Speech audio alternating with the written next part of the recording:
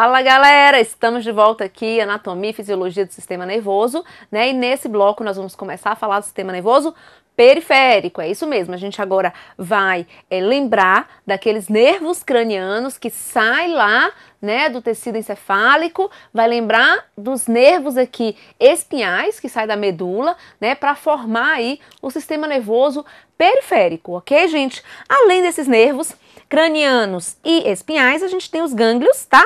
E as terminações nervosas que vão captar informações aqui para levar para o córtex cerebral, ok? Desses nervos cranianos, a gente tem a divisão sensitivo, motor e visceral, em relação aqui à inervação, principalmente aqui das vísceras, né, pelo nervo vago, que é o 10º par craniano, ok?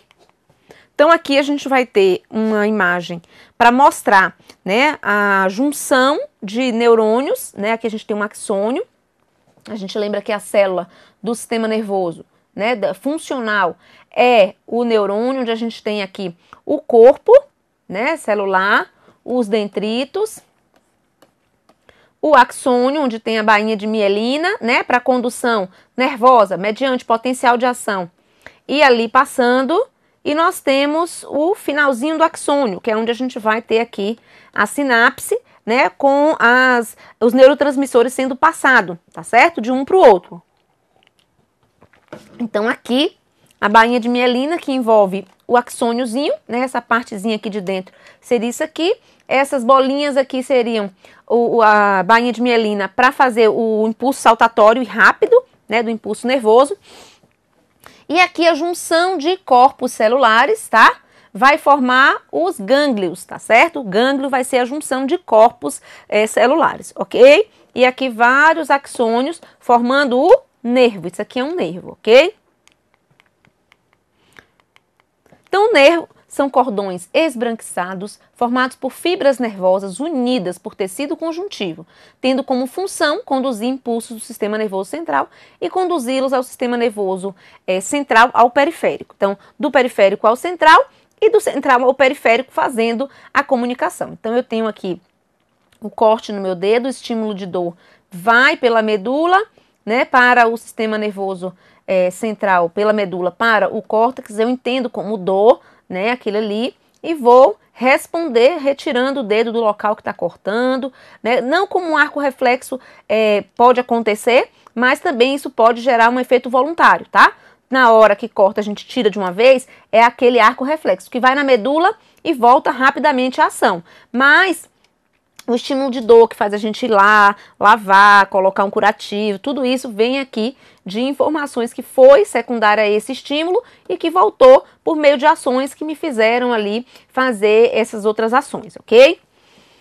Então nós temos os nervos cranianos e os espinhais e os gânglios, como a gente viu na imagem, uma imagem fala mais do que 1000 palavras, né? Então os gânglios são aqui aglomerados de corpos de neurônios fora do sistema nervoso central.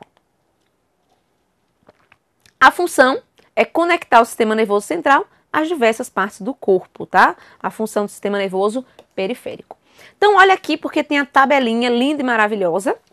Eu achei ela no Google, não fui eu que montei essa tabela, né? Peguei a imagem lá. E aí, a gente vai aqui aproveitar essas informações, tá? Para poder lembrar quais são os nervos, os 12 pares de nervos cranianos, os tipos de nervos, se é motor ou sensitivo, ou se é misto, e qual é a função relacionada, tá? Então, os próprios nomes também já vai ajudando bastante a entender a função.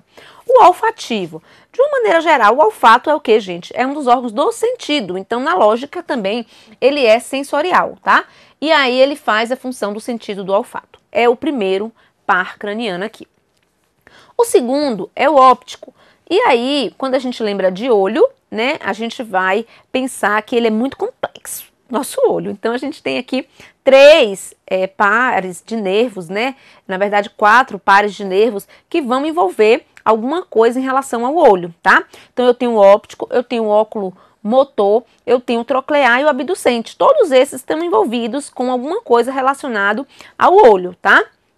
Tanto o troclear quanto o abducente, né, e o óculo motor, eles vão estar envolvidos na parte motora do olho.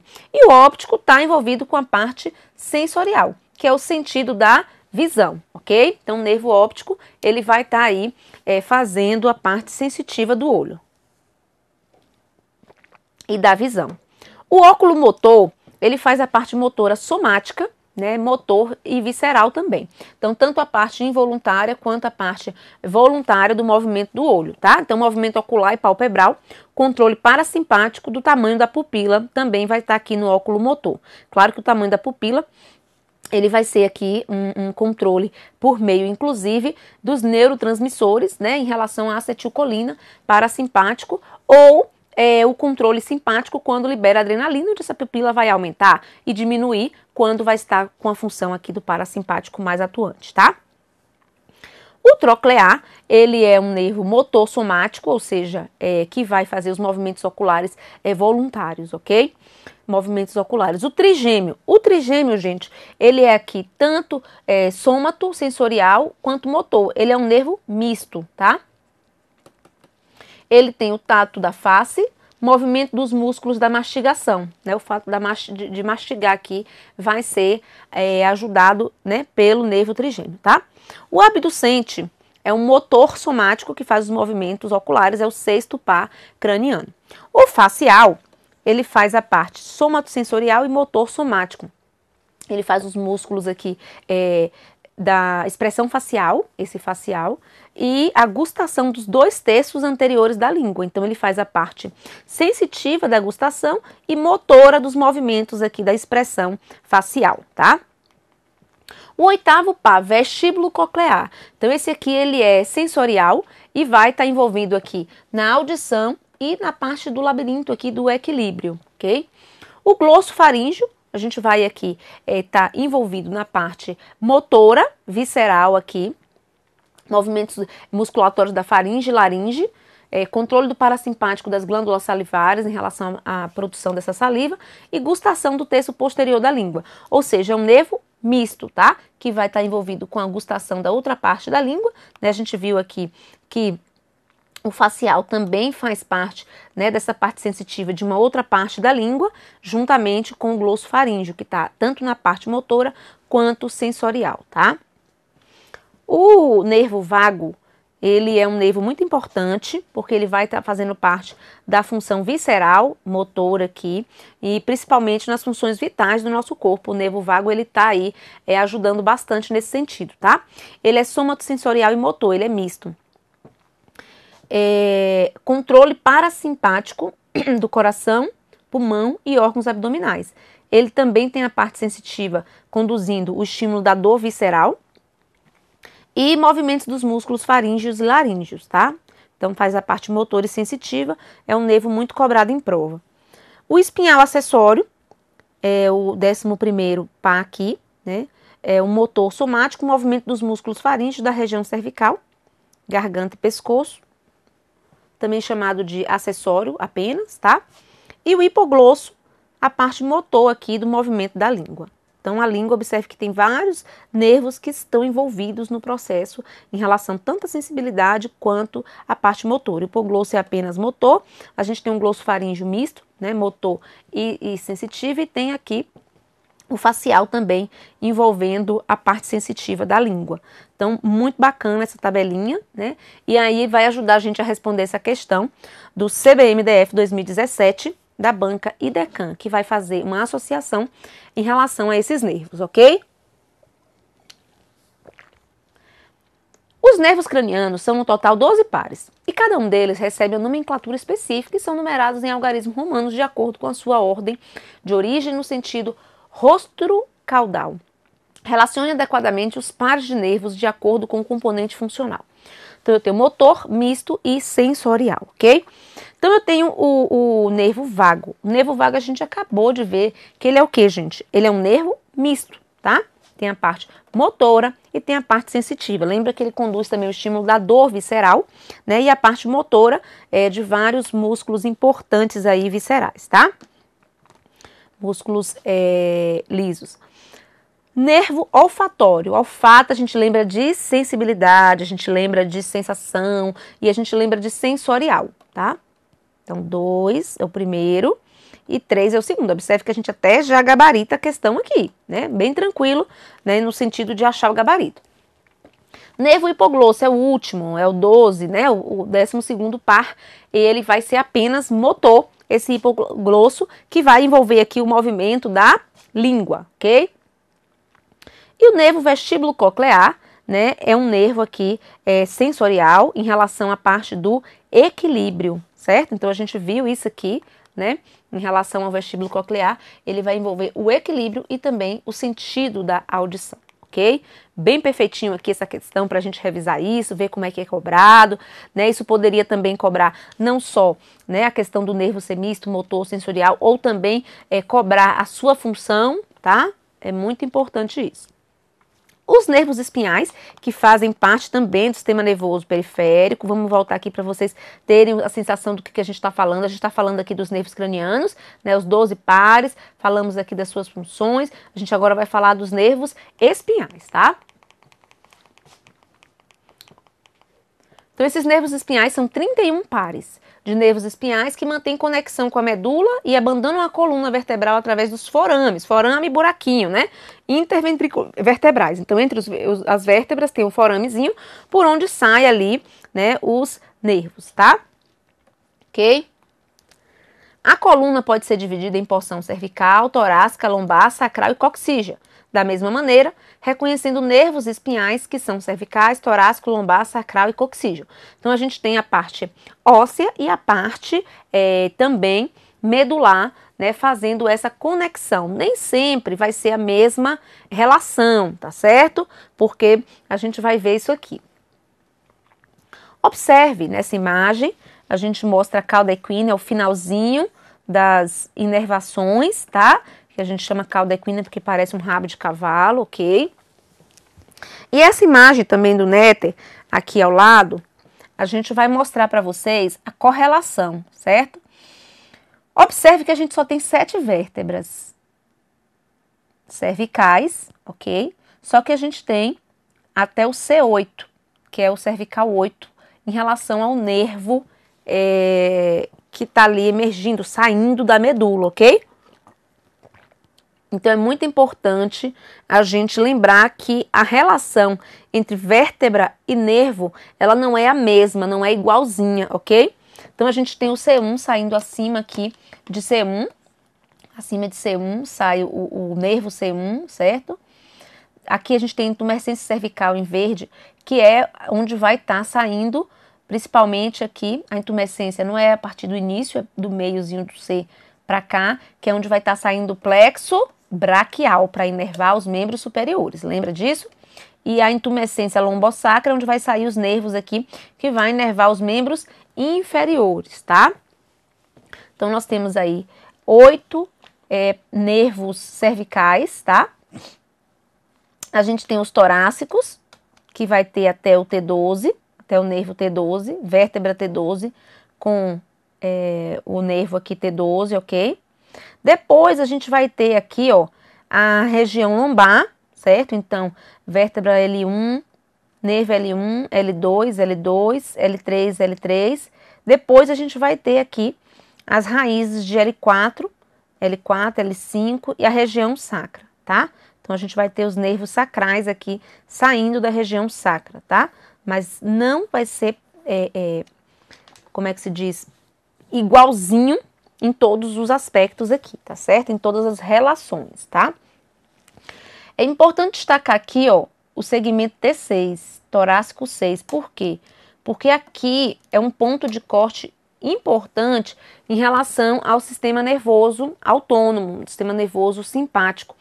E quando eu tenho uma lesão medular acima desse segmento T6, gente, eu perco não só os movimentos das pernas, né? Porque abaixo de T6 a gente perde o movimento das pernas, perde a questão da sensibilidade e da força motora da bexiga, do intestino. A gente precisa fazer o cateterismo vesical para tirar a urina, a gente precisa fazer a extração para tirar as fezes do paciente que tem aí paraplegia completa, né? Ok, mas acima de T6, além desses problemas motores sensitivos, a gente também tem o risco de desautonomia reflexa, que é aí uma perda do controle do sistema nervoso, né, em fazer uma vasoconstricção em relação aqui a um estímulo que acontece no nosso corpo, seja ele um estímulo doloroso, seja ele um estímulo de bexiga muito cheia, de intestino muito cheio, pode gerar uma desreflexia, quando a pessoa tem uma lesão acima desse segmento T6, que gera um problema muito sério, né, que pode gerar um choque neurogênico, tá? Que é aqui a diminuição da pressão arterial, com diminuição da frequência cardíaca, com vasodilatação, gerando um choque circulatório, né? Então aqui a gente perde o controle do sistema nervoso simpático sobre os vasos sanguíneos quando ocorre uma lesão acima desse segmento e tem algum estímulo que pode desencadear essa desautonomia, tá? Então é importante lembrar desse segmento T6, a gente está falando de anatomia e fisiologia, mas fazer uma conexão aqui com a parte de patologia também, ok? Então, a gente tem aqui o cone medular, que é a extremidade da medula espinhal, de onde vai também aí ajudar a formar essa nossa cauda equina, ok? Então, aqui de verde a gente tem os nervos cervicais, nervos torácicos, nervos lombares, nervos sacrais e coxígeo aqui para a gente fazer essa conexão, tá?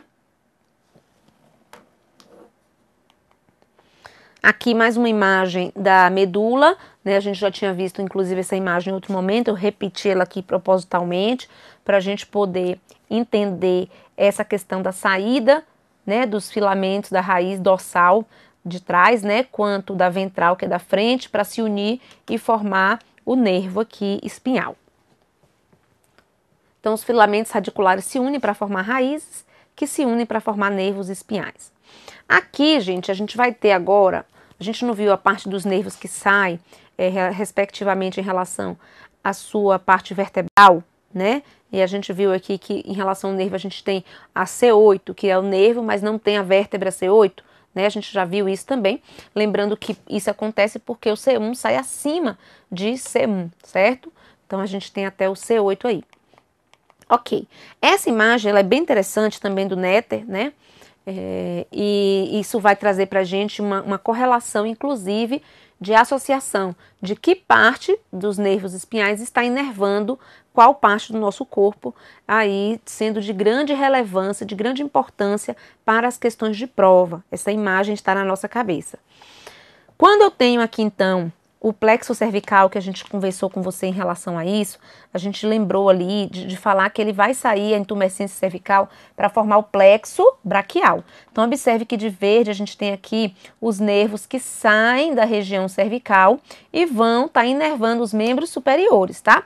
O membro superior, a parte aqui anterior do braço, ele pega um pouquinho do T1, tá? Mas a grande maioria dos nervos cervicais, né, todos eles estão indo para o membro superior, inclusive aqui, né, o nervo C8, né, C7, C6, C5, e aí cada nervo está relacionado com o músculo, por exemplo, que pode ser testado por meio aqui de reflexos, né, e de testes de sensibilidade em relação à integridade desse nervo, tá? Ok, além do plexo braquial, a gente tem aqui, né, saindo do segmento cervical, a gente tem agora o segmento torácico, do T1 ao T12, inervando a parte do tórax e do abdômen, tá? Lembrando que o segmento T6 é onde a gente vai estar aqui, né, nessa linha, sendo um diferencial em relação à desautonomia, né, a possibilidade de ter uma desautonomia do sistema nervoso simpático, ok?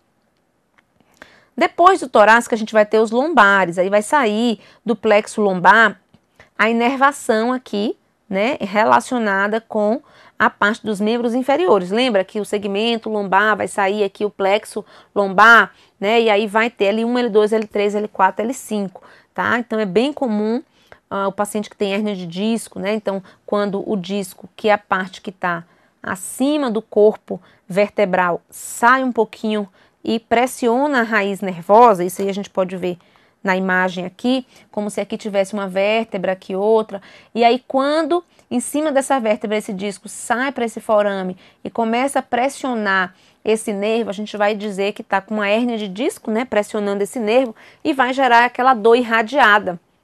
E se isso acontecer na região lombar, por exemplo, a gente vai ter uma dor irradiada nos membros inferiores, tá? que é uma coisa bem comum na nossa prática clínica, ok?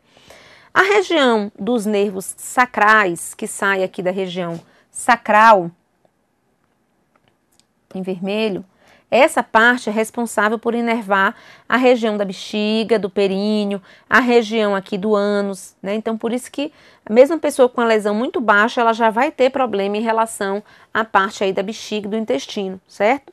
Então, é bem importante a gente fazer essa associação com a prática do que a gente vê lá em relação à perda da sensibilidade da parte motora desses respectivos nervos, tá? Olha aqui uma questão, IDECAN CBMDF 2017. O trauma de coluna pode provocar fratura de uma ou mais vértebra e lesões de medula espinhal. Quando os reflexos abdominais estão abolidos,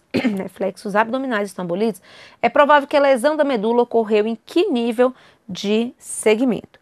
Então, observe, gente, que quando eu falo da região abdominal, qual é aqui os segmentos que estão inervando essa parte? A região torácica, né? Por isso que a gente vai aqui na letra D, T6 a T12. Observe aqui, ó, essa imagem é importantíssima para a nossa associação de questões como essa, ok? Se tivesse aqui na região lombar, por exemplo, seria problemas dos membros inferiores, né? Região sacral seria aqui parte posterior de alguma parte do membro inferior e também a região do intestino e da bexiga. Então, é isso que a gente precisa conectar aqui essas relações, ok? Então, a inervação da região do abdômen vai ser realizada pelos nervos torácicos, os nervos lombares inervam a perna, sacral, a região genital, bexiga e reto, além da parte posterior da perna, ok? Aí, agora a gente vai lembrar, quando a gente viu a divisão do sistema nervoso da parte funcional, né, a parte fisiológica, a gente viu que tem o sistema nervoso sensorial, motor, né, e misto. A gente viu isso aqui. Então, aqui a gente vai lembrar que os nervos sensoriais aferentes contêm apenas fibras sensoriais, impulso dos órgãos receptor para o sistema nervoso central, tá? Os nervos motores contém apenas fibras motoras. O impulso sai do sistema nervoso central para o órgão efetuador, para o órgão que vai ter o músculo lá agonista, para responder, né, aquela placa motora que o nervo está estimulando, para poder haver a contração, tá? E o nervo misto, ele tem umas fibrazinhas que fazem a parte motora e outra a parte sensorial. Então, vai ter o impulso do sistema nervoso para o órgão aqui e do órgão para o sistema nervoso central. Então, observe, gente, que tem essa correlação de comunicação do sistema nervoso com todos os demais sistemas, tá? Então, eu preciso ter essa imagem e sensação, né? Quando eu lembro lá do que a gente acabou de falar, da divisão do sistema nervoso, né, fisiológico, a gente lembra que vai ter, né, ali a parte voluntária, a parte involuntária, o sistema nervoso somático, visceral. Daqui a pouco a gente vai revisar tudo isso aqui. Então, o sistema nervoso somático, que é aqui responsável pela inervação da parte voluntária dos músculos esqueléticos, né? Ele vai estar ali levando informações, né? Trabalhando também com outras partes, mas também levando informações para que a placa motora funcione naquela contração mediante a minha decisão de segurar o controle, de segurar a caneta. Né? Já a visceral, ele vai estar responsável por inervar de forma involuntária, né, os nossos órgãos aqui em relação ao funcionamento do nosso corpo. Então é muito importante a gente ligando uma coisa com a outra e também trazendo essa conexão do sistema nervoso com outros sistemas do nosso corpo. Né? Observe aí a interação do sistema nervoso lá do hipotálamo com a questão do sistema endócrino, a relação do sistema nervoso com o sistema muscular em relação à placa motora e à contração muscular, né? Então é muito importante, gente, estudar de uma forma mais ampla, né? Fazendo essas conexões e não de forma bem segmentada, porque senão o conhecimento fica mais ali estático e dificulta, tá? Então, o sistema nervoso visceral, que a gente acabou de conversar um pouquinho aqui agora, ele vai ter aqui o sistema nervoso autônomo, com fibras motoras que vão aqui participar da distribuição do simpático e parasimpático, e aferente sensitiva, conduzindo impulsos aqui aos centros nervosos, né, originados dos receptores periféricos. Aqui a gente vai fazer uma conexão do sistema nervoso periférico em relação a essa divisão, tá? Do autônomo e do voluntário. O voluntário tendo a ver com a inervação dos músculos esqueléticos, né? Como a gente já sabe, o sistema nervoso somático está aqui envolvido com essa parte, misturando um pouquinho, né, a classificação anatômica do periférico com a classificação funcional. O sistema nervoso autônomo, a gente vai ter aqui a questão do sistema autônomo da parte do periférico, né, sendo dividido em simpático e parasimpático. O simpático, os nervos que partem das regiões torácicas e lombar, tá? Então, o simpático ali vai estar saindo dessa região para poder levar os estímulos aqui que envolvem o sistema nervoso simpático, tá? Já o parasimpático, eles saem do encéfalo e da medula, em região aqui, a região sacral, tá? A adrenalina e noradrenalina são os neurotransmissores do sistema nervoso simpático que vão fazer vasoconstricção, aumentar aqui a pupila, né, fazer aí uma broncodilatação, enfim, vai ter todo um envolvimento e a gente vai ver já já uma imagem que traz isso detalhado. E o neurotransmissor do sistema nervoso autônomo parasimpático é a acetilcolina, tá?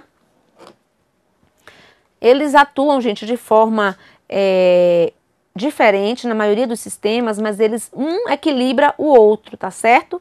Então, enquanto a adrenalina faz a vasoconstricção, a acetilcolina está fazendo outra coisa, então às vezes eles atuam de forma contrária, no sentido de se sobressair a quantidade de neurotransmissor de adrenalina, vai ter aquele efeito no corpo. Se sobressair o parasimpático, vai ter aquele outro efeito.